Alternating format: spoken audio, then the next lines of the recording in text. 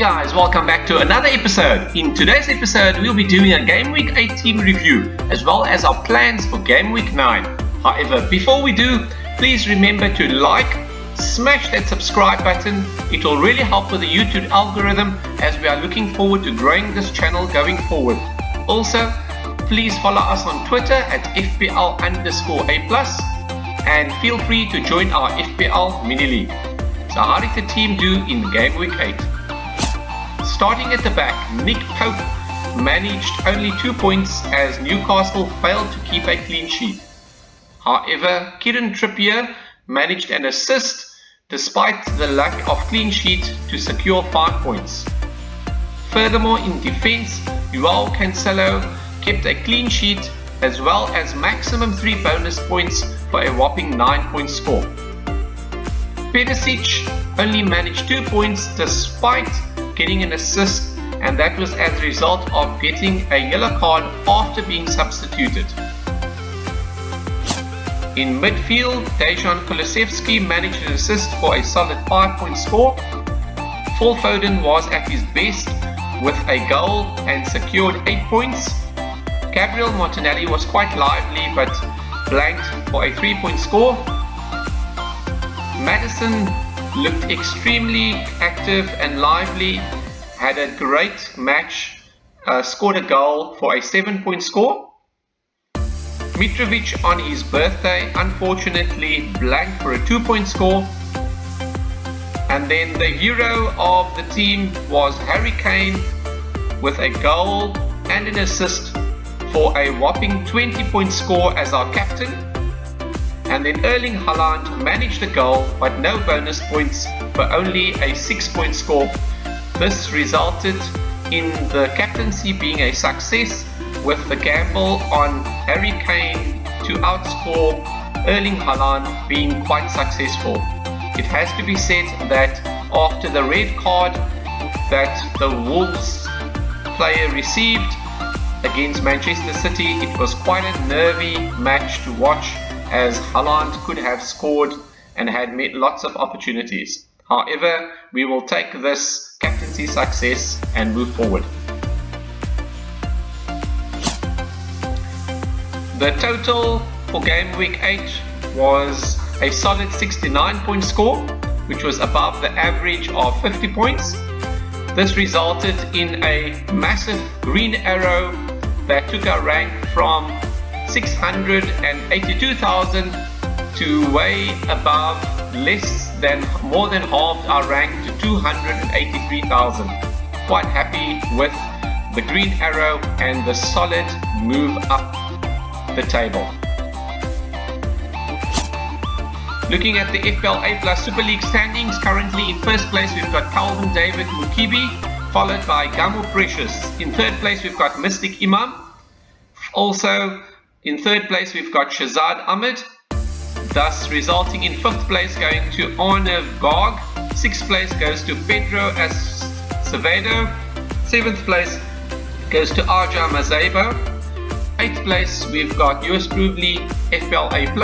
9th place we've got Selam Melo, and 10th place, rounding it up, God bless Nwama. Well done to everybody that have gotten into the top 10, and those that are outside of the top 10, keep on pushing, your term will come. And those that would still like to join the FPLA Super League, you are still welcome to join. Currently on our players watch list are the following players, starting off firstly with Wilfried Zaha. Game Week 9, the fixture is a bit tricky. Chelsea, thereafter Leeds, Leicester, and the fixtures thereafter also are looking quite enticing. He's definitely high up our radar. Then we've got Mo Salah, who after blanking in the last game week, we are keeping an eye on him. His fixtures are Brighton, Arsenal, Manchester City, so a bit tricky. However, keep in mind the Mo Salah that we have seen in the past 5 years that secured numerous Golden Boot awards was fixture proof. So looking at the fixtures and saying it's quite tough is not always the best when you're looking at a world-class player like Mo Salah. So he's definitely someone that we've got on the radar.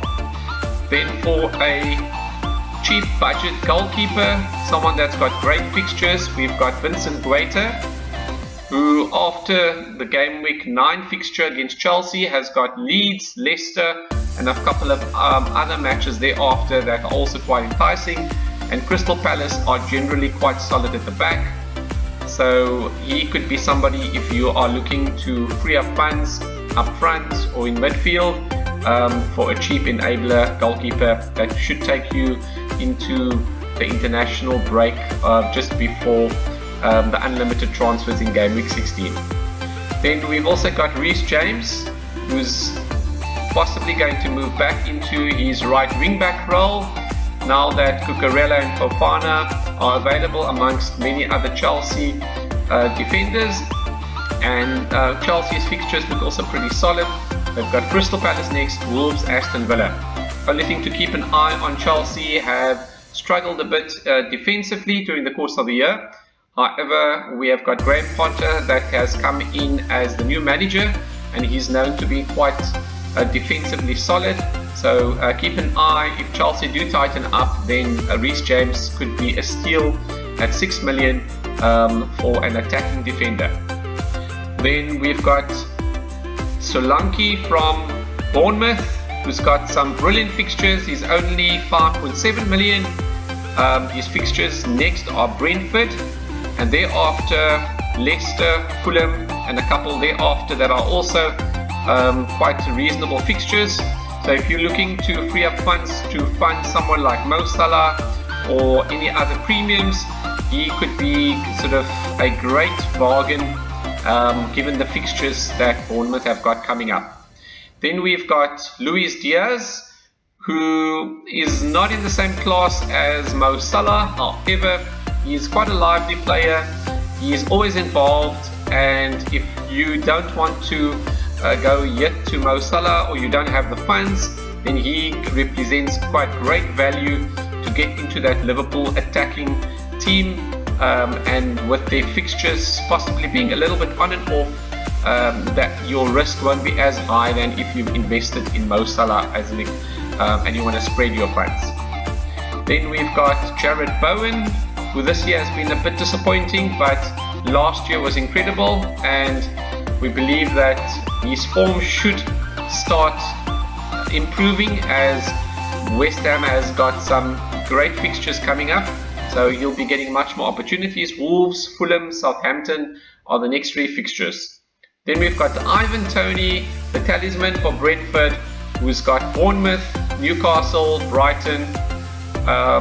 For him, I would say those are pretty reasonable fixtures, being the talisman, the captain, secure 90 minutes, and when he's on the pitch, you know something is going to happen. So these are the players to keep an eye on going forward. What is the plan for game week 9? At this stage, the player that we are targeting potentially to move out is Dejan Kulusevski. The reason for that is we've currently got 3 Tottenham Hotspur players against Arsenal, and that might be a little bit too many eggs in one basket. So who we are potentially considering is Wilfried Zaha. He has been touted by FPL Review's algorithm as having more upside. Keep in mind that those algorithms are not 100% accurate. They are also based on certain expected performances and underlying data, and can also just indicate certain projections, but are not always going to give you what happens in reality. But Wilfried Zaha is definitely someone that we've got an eye on, and if you look at the fixtures on the right, they are looking very, very good. Just a sea of green that you can see there. The next fixture is against Chelsea. That could potentially be a bit tough, so if we don't bring him in this game week, he's definitely someone on the radar, high up the list for the next few fixtures. The other option that we're also considering is Luis Diaz. As mentioned earlier, if you need to actually get into the Liverpool attacking team, then he would definitely represent great value, as he's priced similarly to Kulusevski. So those are the options that we are considering. The other option that we are also considering that is possibly the most likely at this stage is to roll the transfer. However, we will clarify this position ahead of the deadline. This is how the team is expected to line up for game week 9. At the back we've got Nick Pope. In defence we've got Joao Cancelo. Then we've got Kieran Trippier. And to complete the defence we have got Nathan Patterson. In midfield we've got Dejan Kulusevski, Phil Foden, Gabriel Martinelli. We've got Maddison. And then up front, the forwards, we've got Mitrovic, Harry Kane and Erling Haaland. On the bench, we've got Ward, Perisic, Andreas and Anderson. The options that we are considering, as mentioned earlier, Kulusevski could possibly be an option if we are to move to another midfielder. The other option that we could also consider is not benching Perisic and bringing in Nathan Patterson to the bench, swapping the two. However, Patterson has got on paper the easier fixture.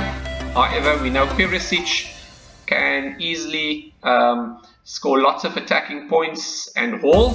However, he is also known to have the odd match where he tends to blank or goes a bit missing. So it is a bit of a tricky decision. However, at this stage it looks like we might possibly be going with Patterson. The captaincy currently at this stage is on Erling Haaland, with the vice captaincy on James Maddison, who plays Nottingham Forest at home. The other option is also to put the captaincy armband on Harry Kane, like we did in the last game week, as Harry Kane has got an incredible record in the North London derby against Arsenal. So that is also a consideration. However, at this point in time, because Erling Haaland plays at home and you will have a point to prove in his first Manchester derby, we believe that there could be more upside in that match. That's it for this game week video. We hope you enjoyed this video and it's quite helpful. Please note we will be finalizing our plans ahead of the game week 9 deadline, so stay in touch, follow us on Twitter. Please also note that our next video we will most likely be releasing a game week 9 wildcard, so please put on notifications, and all the best for game week 9. Cheerio.